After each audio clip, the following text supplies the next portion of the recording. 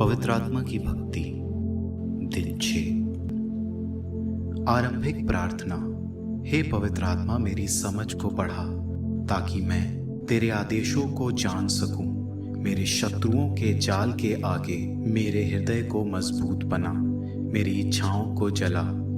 मैंने तेरी आवाज सुनी है और मैं अपना हृदय कठोर करके तेरा विरोध कर ये नहीं कहना चाहता बाद में, कल, फिर कभी, बल्कि कहना चाहता हूं अभी, क्योंकि कहीं ऐसा ना हो कि मेरा कल हो ही ना। हे सच्चाई और विवेक का आत्मा, समझ और सलाह देने वाला आत्मा, आनंद और शांति का आत्मा, मैं वही चाहता हूं जो तू चाहता है, क्योंकि यह तू चाहता है, जैसा तू चाहता है, जब भी तू चाहता है। आमीन। विचार। पवित्र आत्मा के कार्य। हमारे कार्य कैसे उसके कार्यों के साथ मेल खाएं। हम जीवन की अलग अलग परिस्थितियों को देखते हैं कि ईश्वर मनुष्य को बार बार बुलाता है सच्चाई से रूबरू कराने के लिए। हम क्रिस्तियों को अवसर मिलता है कि हम अपने कार्यों और अनुग्रह द्वारा दृढ़ किए शब्दों से उस आत्मा का बखान कर सकें जिससे हम जुड़े हुए हैं। हर क्रिस्तीय को पाप से छुटकारे की आवश्यकता है। अपने समय को पवित्र करने की आवश्यकता है। ऐसा करने के लिए हमें अन्य व्यक्तियों की इच्छाओं को समझना और उनसे साझा करना चाहिए कि वो कैसे पवित्र आत्मा के कार्यों को कर सकते हैं।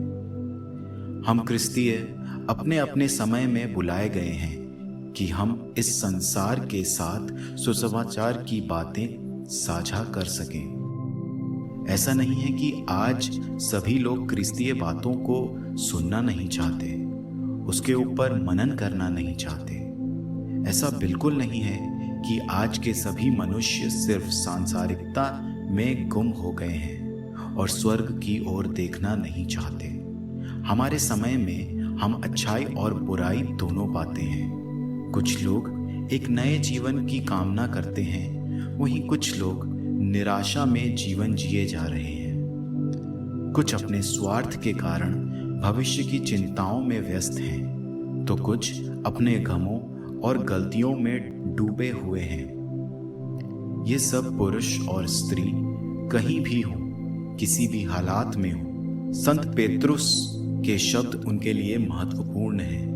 प्रभु यीशु कोने का पत्थर है, मुक्तिदाता है, हमारे जीवन की आशा है, क्योंकि यीशु के अलावा ऐसा कोई नाम नहीं जिसके द्वारा हमारी मुक्ति हो सकती है।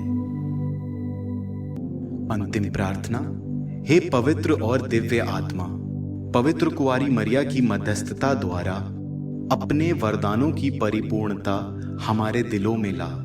तुझसे सांत्वना और बल पाकर हम तेरी इच्छा के अनुसार अपना जीवन जी सकें और तेरी अपार दया की महिमा करते हुए मर सकें। हमारे प्रभु यीशु क्रिस्त के द्वारा। आमीन।